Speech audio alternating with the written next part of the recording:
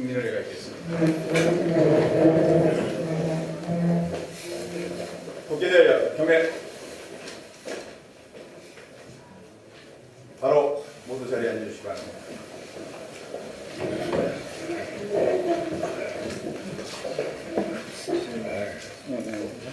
저녁은 깜짝 놀랐는데 집에 가려가려고 대표님 모두가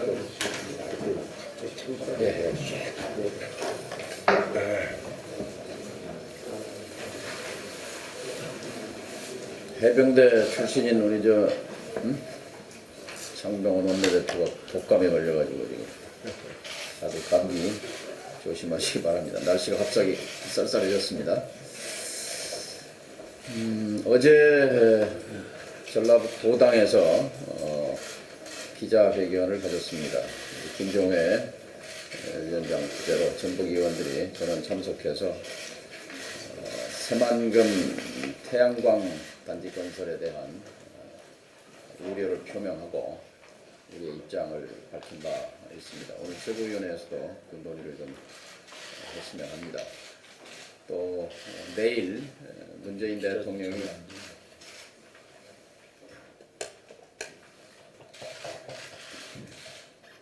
마이크 나와요? 문재인 대통령이 내일 군산을 방문합니다. 아마 이 문제에 대한 입장을 밝힐 걸로 보입니다. 민주평화당은 여러 차례에 걸쳐 문재인 대통령의 군산 방문을 촉구해 왔습니다.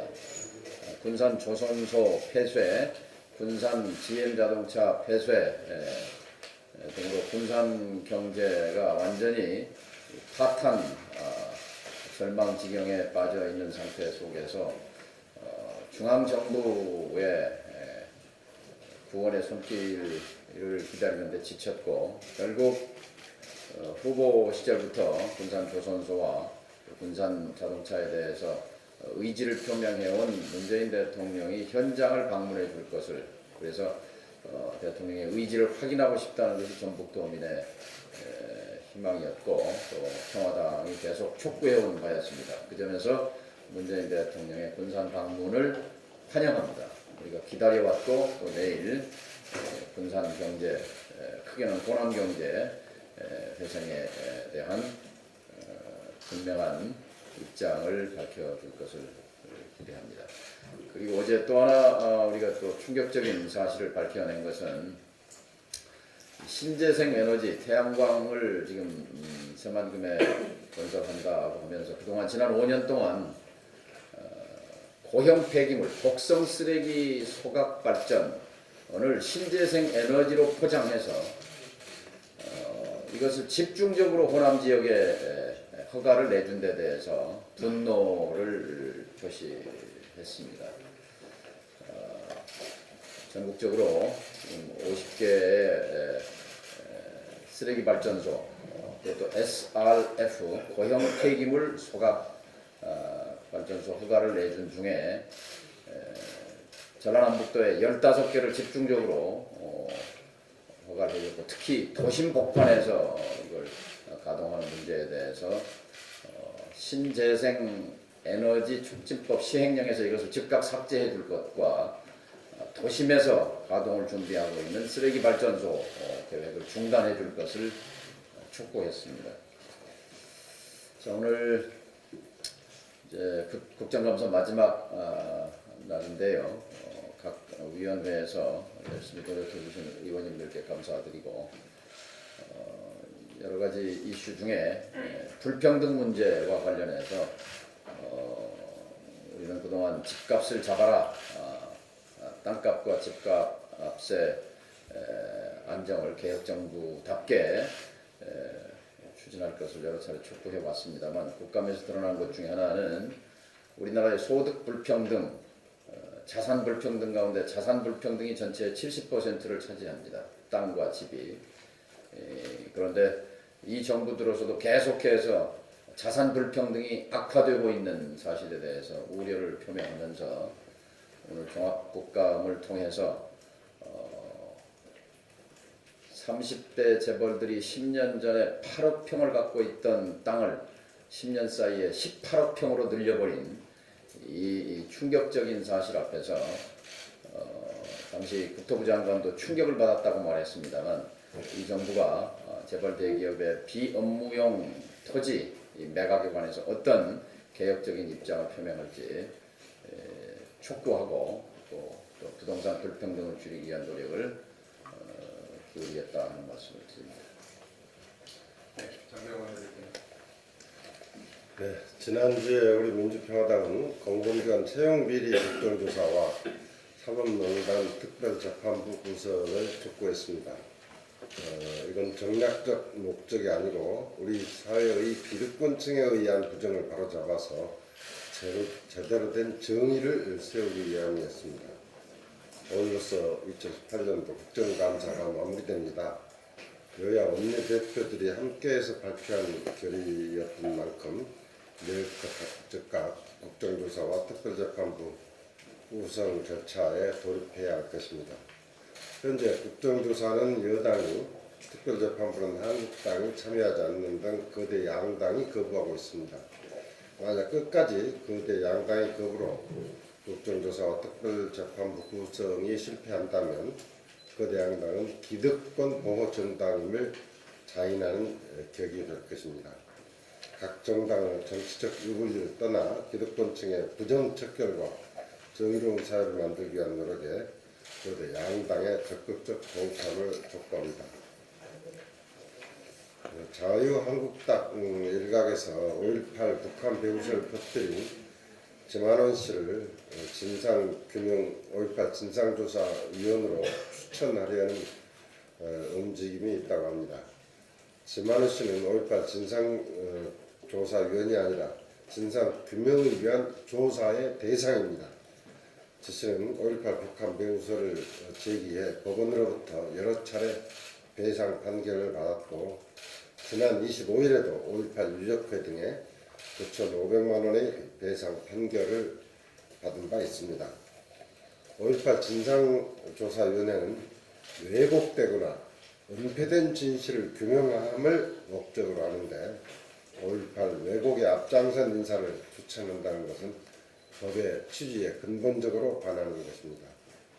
한국당은 지난 9월 14일 법 시행된 이후 이제 40여일이 훨씬 지난 지금까지 위원을 추천하지 않아서 위원회 출범조차 못하게 방해를 하고 있습니다.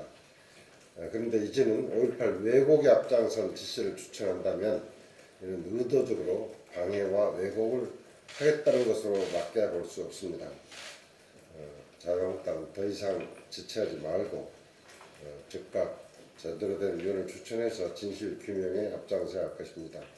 만약 제대로 된 인사를 추천할 자신이 없다면 차라리 위원 추천을 포기하거나 법을 추진했던 우리 민주평화당의 추천권을 양보할 것을 촉구합니다.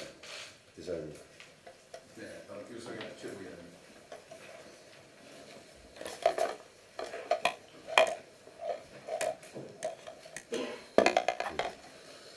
예, 경제가 일구합니다. 10월 들어 우리나라 주식은 코스피 210조, 코스닥 51조, 총 261조가 불과 한 달도 안 돼 증발해버렸습니다. 미중 무역 분쟁과 미국의 주가 하락이 원인이지만 우리의 문제는 금리 역전입니다. 지난달 말 미국의 금리 인상으로 인해 우리나라 금리가 미국보다 0.75%포인트 낮아졌습니다. 국제 자금은 금리에 매우 민감한데 0.75%면 그들이 자금을 이동할 충분한 요인이 됩니다. 실제 그 이후 외국인 자금 8조 3천억 원이 빠져나갔습니다. 전문가들은 셀 코리아 러시가 시작되었다고 합니다. 문제는 정부의 대처입니다. 정부와 한국은행은 이 사태를 뻔히 애견하고도 경기 부양과 가계부채를 이유로 금리 동결을 고집했고 그 고집이 한 달 만에 210조 원, 우리나라 1년 예산의 절반을 증발시켰습니다. 더 이상 늦출 수 없습니다. 금리 통화 정책으로는 경기 부진에 대처하는 것은 한계가 있습니다. 경기 부진에 대해서는 근본적인 경제난의 원인을 밝혀서 대처해 나가야 합니다. 또한 가계부채가 문제라면 사상 최대의 이익을 보고 있는 시중은행들이 고통을 분담해서 금융 취약계층에 대한 금리 인상을 보류하면 됩니다. 기준금리는 인상하되 시중금리에 대한 원가를 공개하여 서민들에게는 그 피해가 가지 않고 경제 상황도 안전해지는 대책을 정부에게 시급히 촉구하는 바입니다. 지금은 네, 지금 장병환 대표님 말씀하셨지만 자유한국당의 5.18 진상규명위원회 그 유효 추천 문제에 있어서 지만원 씨를 추천하겠다는 것은 정말 황당한 일이고 좀 경악스러운 일입니다. 5.18 진상규명 특별법을 대표 발의한 의원으로서 대단히 유감스럽다는 말씀을 드립니다. 말씀하셨지만 지만원 씨는 5.18을 북한군 특수부대가 일으킨 폭동으로 비난하고 허위 사실을 적시한 영상 고발 책자를 배포했다가 지난 10월 25일 법원에서 출판물의 판매, 인쇄, 복사, 배포 또 인터넷 게시도 금지당했고 5월 단체 피해자들에게 총 9,500만 원을 지불할 것을 선고받았습니다. 이뿐만 아닙니다. 지난 8월에는 북한 특수군으로 지목된 박남선, 일명 광수씨 등 14명이 지만원과 뉴스타운을 상대로 제기한 손해배상 소송에서 법원은 지만원과 뉴스타운이 이들에게 총 8,200만 원을 지급하라고 판결했습니다. 이처럼 사법부에서도 북한 특수군 문제, 지만원 씨에 대해서 이런 결론을 내리고 있습니다. 지만원 씨는 5.18을 폄훼하고 왜곡하고 온갖 가짜뉴스를 만들어 유포한 당사자고 주범입니다. 한국당은 이런 태도는 조사위원을 추천하려는 것이 아니라 조사 활동을 방해하겠다는 의도입니다. 장병환 대표님 말씀대로 정말 추천할 인사가 없다면 다른 정당에 추천권을 양보해서라도 진상조사위원회가 출범하기를 기대합니다. 이상입니다. 네, 다음 양기관 네, 역사의 전의를 실현하는 강제징용 대법원 판결을 기대합니다. 내일 양승태 사법부 시절 사법농단의 하나로 지목되었던 일제 강제징용 손해배상 사건의 대법원 판결이 이루어집니다. 이제 얽히고 설킨 한일 관계를 제대로 풀어야 될 때가 왔습니다. 역사의 정의를 실현하고 피해자들의 명예회복을 위해서 대법원은 강제징용의 불법성과 그에 따른 일본 기업의 배상 책임을 2012년에 판결했던 것처럼 내일 명명백백하게 재확인해야 될 것입니다. 한국의 피해자들은 일본 기업의 화해를 통해서 이 문제를 해결하고자 노력해왔습니다. 그러나 내일 한국 대법원의 판결이 나면 일본 정부와 일본 기업은 이 기회마저 놓치게 될 것입니다. 지금이라도 일본 기업과 정부는 한국 원고들과의 화해를 통해서 최선의 방법을 찾아야 할 것입니다. 이를 위해서 양국 외교당국과 기업의 최선의 노력을 다할 것을 요구합니다. 이상입니다.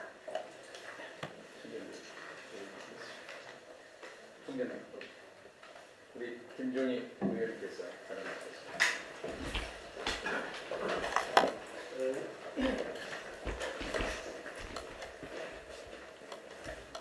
오늘 아침 조선일보에 경천 경지 알만한 기사가 탐지수를 장식했습니다. 기사의 제목은 새만금의 원전 4기가 맞먹는 1기가와트라고 하는 것은 1기가와트가 원자력 발전소 한 개의 용량입니다. 4기가와트는 원자력 발전소 4기를 표현하는 것인데요. 4기가 맞먹는 태양광 풍력단지의 조성이었습니다. 내용을 간추리면 문재인 정부가 임기 내인 2022년까지 전북 새만금 일대에 민간자원 10조 원을 동원해 원전 4기 용량과 맞먹는 초대형 태양광 풍력단지를 조성할 계획인 것으로 확인하였습니다. 조선일보에 따르면 정부는 30일 전북 군산에서 신재생에너지 비전 선포식을 갖는다고 합니다. 정부 예산 5,690억 원, 민간 자본 10조 원을 투입해 여의도 면적의 13배인 1171만 평 부지에 태양광 패널 등을 설치하겠다는 것입니다. 대통령과 정부의 공개 질의합니다. 첫째, 1년 전 대통령은 새만금을 방문한 자리에서 새만금을 황해권 경제권의 거점으로 만들겠다. 새만금 관련 사업을 직접 챙겨 지지부진했던 새만금 사업을 속도감 있게 챙기겠다라고 말씀하셨습니다. 그런데 새만금에 원전 4기가 맞먹는 대규모 태양광 풍력단지를 조성하게 되면 새만금의 전략적 목표가 완전히 달라지게 됩니다. 새만금의 비전을 변경하고 약속했던 새만금 개발의 속도전은 과연 무엇입니까? 둘째, 탈원전 이슈는 공론화위원회까지 만들어 추진했는데 새만금의 여의도 면적의 13배 부지에 태양광과 풍력을 설치하면 제대로 된 도정 공청회를 비롯한 공론회 과정이 꼭 필요한데 한 번도 도정 공청회가 이루어진 바가 없습니다. 밀실에서 군사작전식으로 밀어붙이는 식이 되고 있습니다. 셋째, 2030년까지 국내 전체 발전량의 20%를 태양광 등 재생에너지로 충당하는 재생에너지 3020 프로젝트 달성을 위해 민가가 전혀 없는 새만금을 희생양으로 삼으려 하는 것입니까? 사업 타당성 논의와 공론화 과정을 생략한 정부 주도의 새만금 재생에너지 비전은 재고되어야 마땅합니다. 전국 도민을 비롯한 국민들의 동의 없는 새만금 재생에너지 비전은 원점에서 재검토해야 마땅하다고 생각합니다. 예, 이상입니다. 네, 이상 발언이 없으시면 비공개로 전합니다.